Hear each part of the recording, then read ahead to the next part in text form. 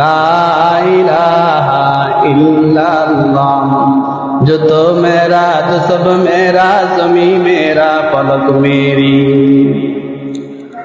जो तो मेरा तो सब मेरा जमी मेरा फलक मेरी। अगर एक तो शाही नहीं मेरा तो कुछ शाही नहीं मेरी। ला इलाहा इल्लल्लाह।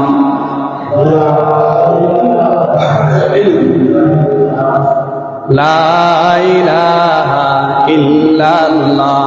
आजादी अफकार से उनके तबाही,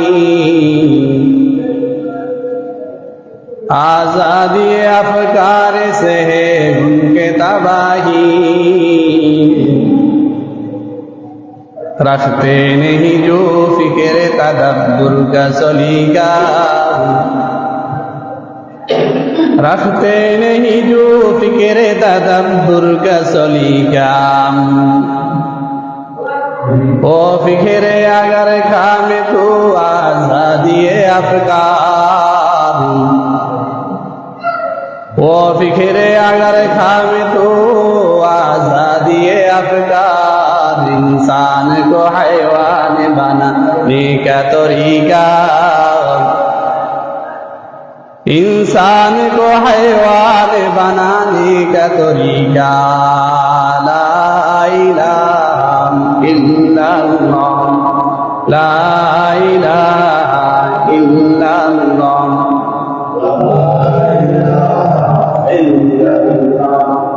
ला इलाहा इल्लल्लाह। ला इलाहा इल्लल्लाह। ला इलाहा इल्लल्लाह। ला इलाहा इल्लल्लाह। जो तो मेरा जो सब मेरा जमी मेरा पलक मेरी, जो तो मेरा तो सब मेरा जमी मेरा फलक मेरी। अगर एक तो शाही नहीं मेरा तो कुछ शाही नहीं मेरी। ला इलाहा इल्लल्लाह।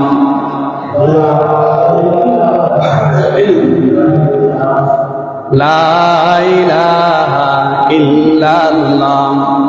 ला इलाहा इल्लल्लाह। ला इलाहा इल्लल्लाह।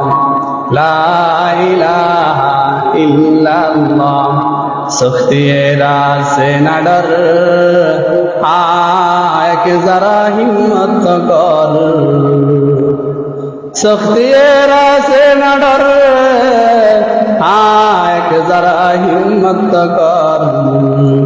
जामे जन हो राह मुश्किल, रास्ता मुश्किल नहीं। ला इलाहा इल्लल्लाह। ला इलाहा इल्लल्लाह।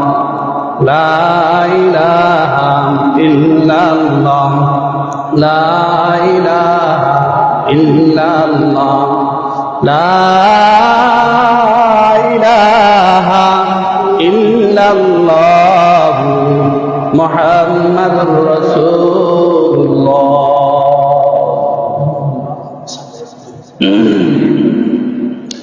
আলহামদুলিল্লাহ, আল্লাহ পাকের দরবারে অসংখ্য অনাদি শুকর যে মহান রব্বুল আলামিন আমাদেরকে পবিত্র শাবান মাসের প্রথম জুমায় আমাদেরকে উপবিষ্ট হওয়ার তৌফিক দান করেছেন। এই জন্য মহান মালিকের দরবারে শুকর আদায় করে আলহামদুলিল্লাহ।